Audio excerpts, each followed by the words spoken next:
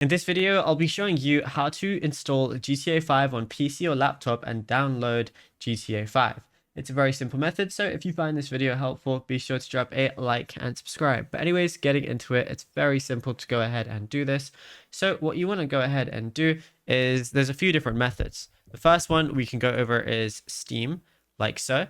And then all I want to do is type in Grand Theft Auto, and you're going to see Grand Theft Auto 5 Enhanced because that is the latest version. Now, all you want to do here is you can just buy it like so. You can add to cart and then you're going to be able to install it. Now, what I could also do is once it's in my library, go over to my library tab, then go over to GTA 5, and then I'm going to see the install button. I already have Enhanced installed. That's why you see play. But if you don't have it installed, it would look like this. It would say install right here, and then you'd be able to install it on your laptop or PC, providing you've obviously bought it. Now, what you also can go ahead and do is go over to the Epic Games Launcher. Once you open up the Epic Games Launcher, it's going to look something like this.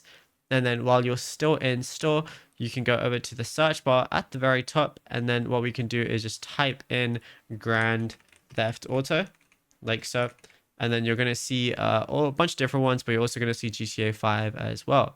So once you go ahead and click on it, you're going to see buy now as one of the options. But the cool thing with Epic is you can earn 5% back as well, which is pretty cool.